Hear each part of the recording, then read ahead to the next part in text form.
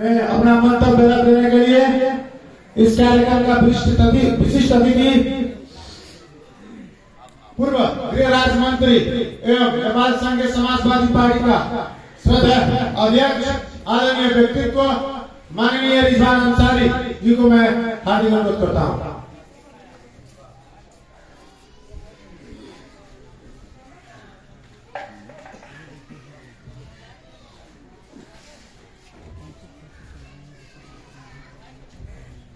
आज के मुस्लिम बोर्ड के राष्ट्रीय सेमिनार के ओपन सत्र खुला सत्र के सभापति सदर मजलिस मौलाना मुबश्शिर हुसैन साहब, आज के इस कार्यक्रम के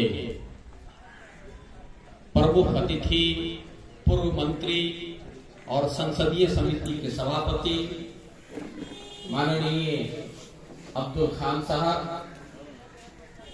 और इस कार्यक्रम में आए हुए मुस्लिम आयोग के सदस्य माननीय शमशुल मिगरानी साहब और प्रदेश सभा सदस्य, हमको लगता है ये ही प्रदेश सभा सदस्य है, माननीय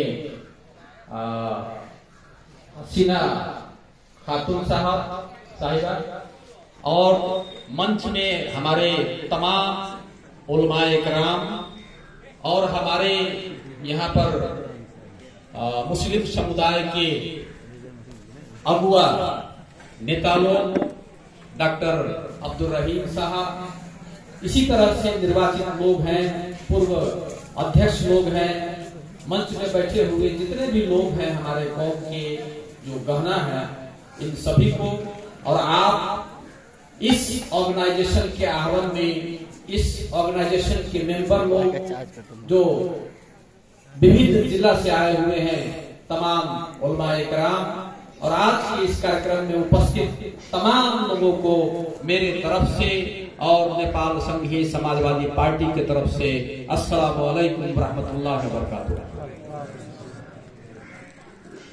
आज मुस्लिम बोर्ड नेपाल ने अपना एक नेशनल सेमिनार जो आयोजित किया है, सबसे पहले मैं इस सेमिनार की पूर्ण सफलता के लिए अल्लाह ताला से दुआ करता हूं कि अल्लाह ताला इसको कबूल करे और इसके मिशन को पूरा करने में उसमें आसानी अता फरमाए। अब खास करके हम लोग जलसा, सेमिनार, भेला, वो अभी आए थे चंदा मांगने के लिए, दाहा का चरिश्मा है, ये सब काम हम लोग बहुत जोर तोर से करते आ रहे हैं। मुशायरा भी करते थे, ये सब काम हम लोग बहुत अच्छे ढंग से और कौम की बहुत बड़ी लगान इन कामों में हो रही है। लेकिन एक कहा जाता है कि सिन्वालोकन एक शब्द है हिंदी का, उसका मतलब होता है कि ये जो हम करते आ रहे हैं इसका रिजल्ट, इसका प्रतिफल क्या आया है। जलसों से कितनी क्रांतियां हो गई, कितने इनकलाब कायम हुए, कौम के हालात में क्या परिवर्तन हो गया। तो रिजल्ट जीरो। एक मदरसे में गए हम तो बोले कि 150 बरस पुराना है, अच्छी बिल्डिंग है।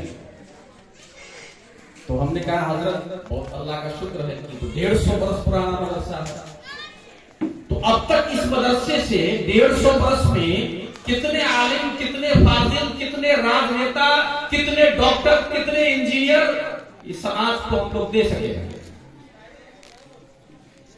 बोले वैसा तो कुछ नहीं हुआ। प्रतिफल, रिजल्ट पर दुनिया विश्वास करती है और हम विश्वास करते दिखावे वाले। हम गुफ्तार के गाजी हैं, किरदार में जीरो है। और यही नाटक मंचन आज तक हम लोग करते आ गया है।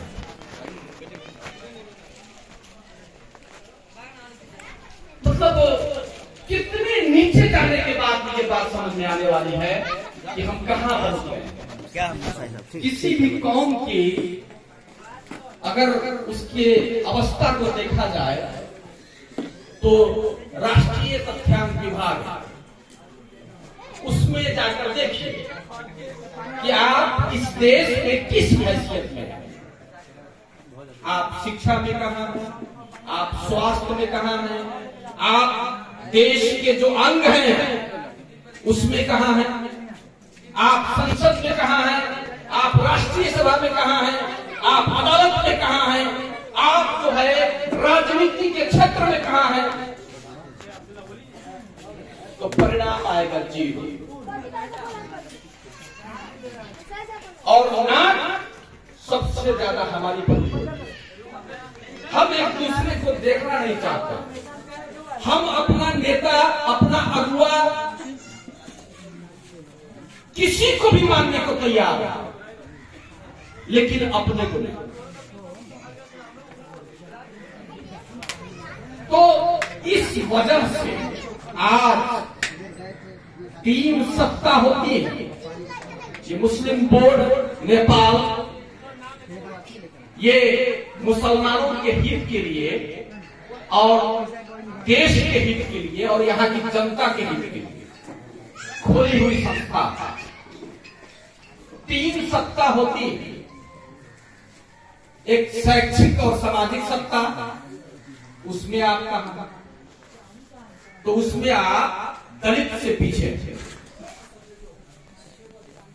जिसको हम लोग मानते हैं कि ये सबसे अनपढ़ लोग हैं, सबसे पीछे रह गए हैं समाज में, हम लोग उनको आगे बढ़ाना चाह रहे हैं। दलित समुदाय, मुसलमान शिक्षा में दलित से पीछे थे। स्वास्थ्य में आम नेपालियों का औसतन आयु जितना है उससे मुसलमानों का औसतन आयु कम। आम नेपालियों का जो वार्षिक आय है उससे मुसलमानों का बहुत कम। तो आप शैक्षिक और सामाजिक सत्ता में भी जीरो। अब आइए राजनीतिक सत्ता। तो राजनीतिक सत्ता जो देश को चलाती है, जो इस देश के तमाम नेपालियों का भविष्य निर्धारण करती है, जो ये तय करती है कि किसको कहां ले जाना है और कहां बढ़ाना है, उस राजनीति में, जिस राजनीति का नियंत्रण आपके चाहते हुए भी नहीं चाहते हुए भी आपके किचन का है, उस राजनीति में आप कहां। अभी मुस्लिम आयोग के पूर्व सदस्य जी ने कहा कि बड़े शर्म की बात है कि देश भर में बड़े बड़े नेता, हर घर में नेता चुनाव के समय में, लेकिन देश भर में एक भी मुसलमान पार्लियामेंट में जीत कर नहीं जा सकता। एक भी नहीं। एक भी मुस्लिम समुदाय का आदमी इस 165 सीट में से एक भी कहीं नहीं जीती। पार्टियों में आपकी हैसियत तो रमजान के महीना में चुनाव का घोषणा होता, ईद के दिन दिया हुआ छुट्टी काट दिया जाता है। हमारे बच्चे एग्जाम देने जाते हैं और 12वीं शरीफ के दिन नॉमिनेशन होता है। राजनीति में आपकी हैसियत, जहां पर इस देश के बारे में निर्णय करने के लिए 10 आदमी बैठते हैं, उसमें आप नहीं। क्यों? क्योंकि आप किसी पार्टी के अध्यक्ष नहीं है, उसमें पार्टी का अध्यक्ष जाएगा। राजनीति जिंदगी में आप जीरो। कभी आपने सवाल किया? अरे भाई समझिए गहराई से, कभी आपने सवाल किया अपने सांसद से, अपने विधायक से, अपने पार्टी जिस पार्टी में लगे हैं उससे, कि प्रदेश नंबर 2 में मदरसा विधेयक आज 5 वर्ष हो गया पेश हुआ, आज तक वो पास नहीं हुआ। सब विधेयक पास हो गया लेकिन मदरसा विधेयक पास नहीं हुआ। कौन नहीं कर रहा है पास? कौन लोग हैं संसद में? किसको हम जिता कर भेजे हैं? किस पार्टी में हम लगे हुए हैं जो हमारा मदरसा विधेयक पास नहीं करता है, लेकिन मदरसा में फीस देने के लिए 20 लाख आता है? कभी सवाल किए हैं? जायजो बात नहीं पूछ सकते हैं अपने माननीय से, विधायक से, अपने पार्टी से, कि सब नीति इस देश में बनी लेकिन आज तक चाहे वो एमएलए की सरकार हो, माओवादी की सरकार हो, चाहे वो जिस भी पार्टी की सरकार हो, राष्ट्रीय शिक्षा नीति मुसलमानों के बारे में क्यों नहीं बनी? तो क्यों बनेगी? आपको मैनेज किया जाता है। आप मैनेज होने वाला जात है, कौन है? जिसको 10-20 लाख मदरसा में, 10-20 लाख मस्जिद में, कब्रिस्तान में, और चुनाव के समय में 5-10 लाख रुपया जेब।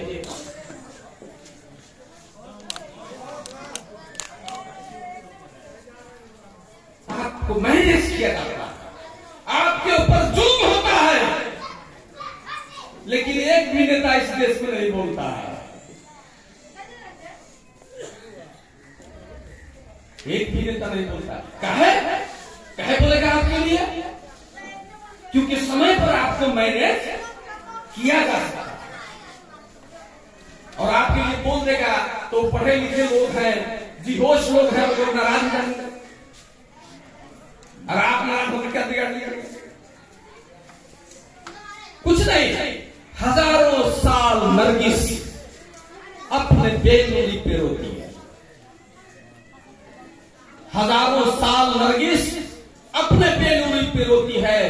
चमन में बड़ी मुश्किल से होता है दीनवर पैदा। इस कौम को फिर दोबारा उठने की जरूरत है। अल्लाह ताला तो कुरान में वादा किया हुआ है, इमामत तुम्हारे ही लिए है, लेकिन जाहिल कैसे इमाम बनेगा? इमामत तुम्हारे ही लिए है, लेकिन बेसलाकत का इंसान कैसे इमाम बनेगा? इमामत तुम्हारे ही लिए है, लेकिन अंधा कैसे इमाम बनेगा? वो तो कह रहा है, डॉक्टर इकबाल कहते हैं कुरान पाक से लेकर कि सबक फिर पढ़, सदाकत का, सुजात का, अदालत का, और लिया जाएगा तुझसे काम दुनिया की इमामत का। ये वो वार्ड का नहीं, ये वो नगर का नहीं, एक देश का नहीं, इस पूरी दुनिया की इमामत करने के लिए आप ही से काम लिया जाएगा। तो क्या सबक पढ़ा जाए? चुनाव के समय में कब्रिस्तान का दीवार गिरा दिया, और जो भी वोट मांगने आएगा उससे कहा जाए कि भाई हमारा दीवार गिर गया, बनवा। नेता से बेसी चालाक कोई होता है? नेता से बेसी चालाक कोई नहीं है, उससे बड़ा व्यापारी कोई नहीं है। वो आपको जब जानेगा कि मदरसा शाहिदिया में 10 लाख देने से पूरा मोहल्ला का वोट अपना हो जाएगा, तो वहां यूनिवर्सिटी खोलेगा, वो स्वास्थ्य खोलेगा, वो वहां पर पिच रोड बनाएगा, वो वहां पर आपके बेटे को डॉक्टर इंजीनियर के लिए सिफारिश करेगा। यहाँ पर कुछ लोग कहते हैं कि फलना माननीय जी बड़ा मुसलमानों के लिए मरते हैं। हम पूछे कि 500 आदमी उनके सिफारिश से डॉक्टर बना, कैसे मुसलमान था, उनके पार्टी से टिकट वितरण हुआ है, कैसे मुस्लिम को मेयर का टिकट मिला है, वार्ड का टिकट मिला है, गाविसा का टिकट मिला है।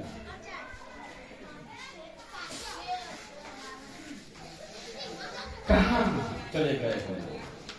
जो देने वाले हाथ थे वो लेने की लाइन में क्यों खड़े हो गए? तो उठ जाइए। और हम एक उम्मीद रखते हैं आप लोगों से कि ये उलमाए कराम की जमात जिसके कंधे पर जिम्मेदारी है नेतृत्व की, लीडरशिप की, हमको लगता है किसी मुसलमान ने करेगा। अगर हमारे आलिम कहते हुए हैं ऐसे आलिम, यहां पर एक आलिम हुए मौलाना आइनुल हक शाह, जिसके घर में बाजा बजता था उसके नहीं जाता,